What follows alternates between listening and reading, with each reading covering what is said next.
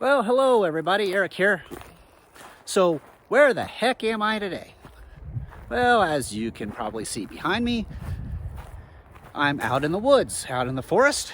I'm in the Kaibab National Forest, probably about 15 miles northeast of Williams. And I'm surrounded by ponderosa pine trees. I'm in what is the largest ponderosa pine forest in the world, which stretches all across northern Arizona. But the real question is, why am I here? What am I doing? So I am out to try and locate an old archaeological site. I'm out to locate a 100-year-old logging railroad trestle, long since abandoned. When the Atlantic and Pacific Railroad came through here in the 1880s, I don't remember the exact year, it opened up the vast reaches of northern Arizona and this huge, immense ponderosa pine forest to development, economic development, to tap into the resources of the region. And the resources of this region are trees, pine trees.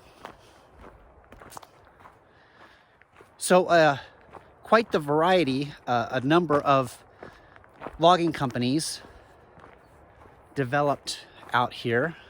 A lot of them relocated. They were companies that had operations back in the Midwest or the East. They had eliminated or wiped out their resources there in the areas where they're originally based, and were looking for new growth, new places for timber industry. And so settled out here in Arizona to harvest our timber that we have out here. And we have an abundance of it. It's not the Pacific Northwest, it's not highly densely thick, but these ponderosa pine trees, well, the ones that you see behind me and around me, these are the remnants of the logging industry.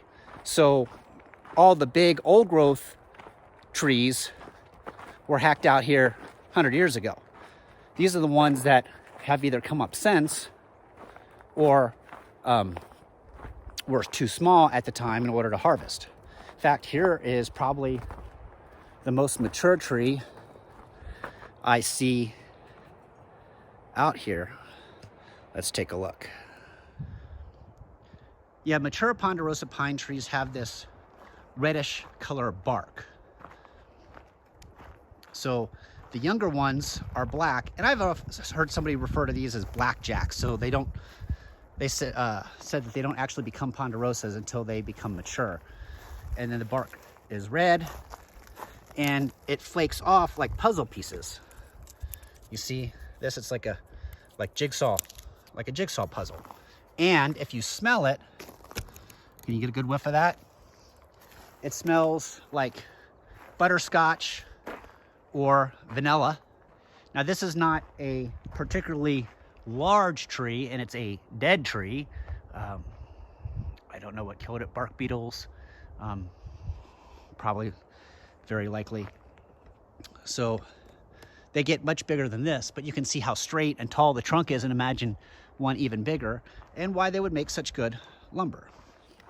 So because we have such an abundance of great ponderosa pines, or did over 100 years ago, back in the late 1800s, before settlers came in and before everything was logged, well, this was a hotbed of activity. And there were many lumber railroads, many companies that established lumber mills and then railroads out into the forest in order to harvest the trees. And of course, you know how lumber companies are. If you know anything about the lumbering industry back in those days, they would build railroads out into the forest to get to wherever the timber is that they wanted to harvest. They would try and do it as cheaply, quickly, economically as possible. They would harvest all the trees in a particular area, tear up the rails, move them somewhere else. So today, hopefully here in a little bit, we're going to find the remnants of one of those long since abandoned logging railroads. They crisscross northern Arizona. There's a book out there by a woman named Pat Stein. I was introduced to this book by the archaeologist for the Kaibab National Forest. He was an archaeologist for many, many years. He retired here a couple years ago. But we're friends. And a woman put out a book, a self-published book, back in the 1990s about the logging railroads in northern Arizona around Williams, Flagstaff, Payson. And the amount of miles of logging railroads that were out here in those years, not all at the same time, but cumulatively, I think there's over 1,000 miles of railroad track. Torn up, laid down, torn up, replaced, relocated. So it's not uncommon to wander out here through the forest, if you know where to look, and find remnants of the old logging railroads. A lot of places, it is hard to find. I had a friend that he worked for the Forest Service out here years ago, and he told me that a lot of these old Forest Service roads, which is what I'm hiking on right here, were actually old logging railroads. And the Forest Service just repurposed the railroad grade. So some places you see areas where maybe there was a small fill or a cut that the railroad put down in order to reach timber in a certain area. You also might see, find some old ties in some places. If you're lucky, maybe you find a couple railroad spikes. This particular area, I've been in this area before. I've been out to this trestle once before. In fact, it was that friend that introduced me to this trestle, but it's been many, many, many years. And I know of, I think I know of 3 trestles here, abandoned trestles in the area. This one I haven't been to in a long time. The other 2 I've been to more frequently. This one is referred to as the Hardy Hill Trestle by the archaeologists because we're close to a place called Hardy Hill. The other ones I know of are the Frenchy Canyon Trestle, which is over by Schultz Lake, which is south of Williams. And then there's one actually in Flagstaff in the Picture Rocks Canyon area that's very easy to find and documented. You can actually find that one on a map or trail guide. This one is in the Frenchy Canyon Trestle. There's nothing. Basically, you got to know where to look. So that's what we're gonna do. And I think maybe I need to go over this way. So let's wander around a little bit and let's see. I'll let you know if I find something.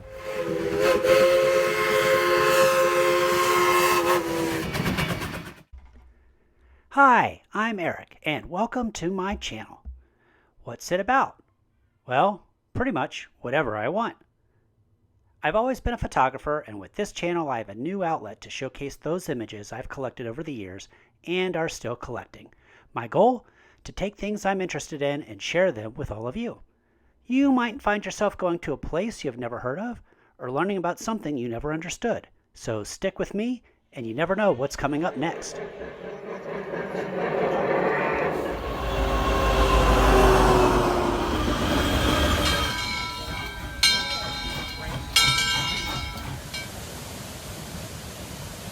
Well, alas, I said these things are hard to find. You have to know where you're going, and as it turns out, my memory wasn't quite exactly right. And after wandering a little bit in the area where I was, the problem is I don't have, where I had the car parked, there's no cell service. So even though I have a basic idea geographically where I need to be and where I need to go, I'm not able to find this exactly on Google Maps. Nor was I able to find out where I had the car parked to find out if I was in the exact spot where I needed to be. But after I walked a little bit, I was able to get some cell service and look at a topographical map and go, oh, I'm on the wrong side of the hill.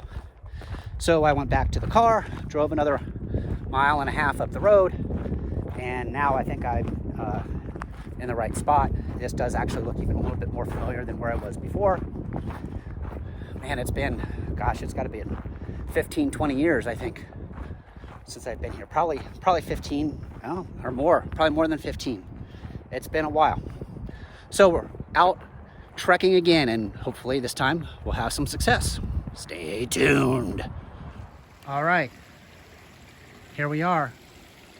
I wasn't expecting this flowing water. You don't typically see flowing water around here, but we did have a pretty good winter, lots of snow, and there's snow melting up on the mountains, forming springs.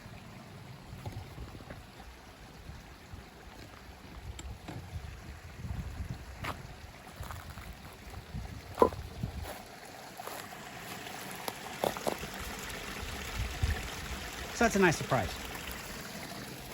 But here is the remnants of the Hardy Hill trestle. And if you were expecting like a big steel structure or a wooden structure that's fairly intact, I'm sorry to disappoint you. This is a 100-year-old structure. Remember, they built these things very temporarily. It didn't really even sink anything into the ground. They basically just crisscrossed timbers along the ground, piled them up, and then probably put their tracks right on top. Now, disclaimer, I did have to spend some time looking for this. My memory is not quite what I remembered it. I made a right where I should have made a left, and actually had to go find some better internet service and look this up on Google Maps to find out that I had made a wrong turn. So you can find this on Google Maps if you know where to look. It is still here. The Forest Service does recognize this as an archaeological site, site of historical significance. Their attitude towards preserving historical sites in the forest is simply to just leave them be. Let them decay on their own time, and just leave them alone, and then try and eliminate any effects of man from damaging the artifacts. But nature takes its toll, and what nature does. They have no interest in doing any restoration of the site or anything like that in order to make it look like it used to be. It's just going to continue to deteriorate as you see it.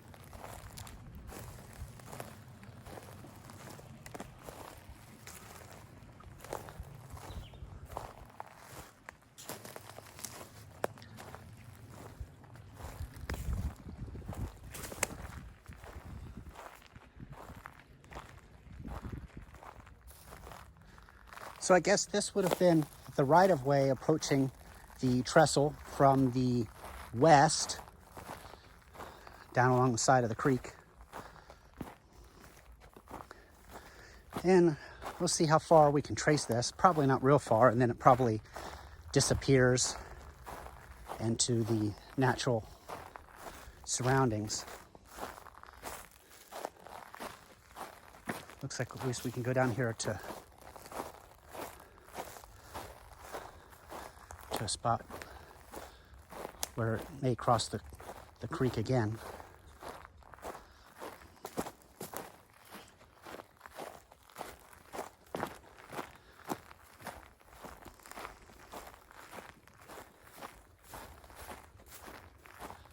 And I have no idea where these tracks began or ended. Like I said before, the logging railroads, they just kind of went where they went. They went to wherever the timber was. Maybe I can do some research and figure out which lumber company this was and what mill they were using. You can drive, well, normally you might be able to drive right up here. I remember when I was here before, we drove right to it. This time I would not have been able to drive to it because there's a lot of down trees in the road, and then there's also a spot where it's pretty muddy, where there's a cattle tank, and around the cattle tank it got pretty muddy, so I would not have been able to make it through. But if the road is clear and it's good dry weather, and you have got some ground clearance, you probably wouldn't have any trouble driving to this. But it's not that far off the main road. So here it looks like the right-of-way melds into a Forest Service road. And then after this, I have no idea where it goes. All right, I followed the road down a little farther, and it's basically turned into a meadow. There's a couple stumps from the old logging days, so those stumps got to be probably from 100 years old. I don't know what that concrete thing is over there, maybe an old water tank or something. That probably had more to do with ranching than it did the railroad. And there's a cattle tank there. But that's as far as I'm going to go for today. I have other things to do, so we're gonna turn around and head back up.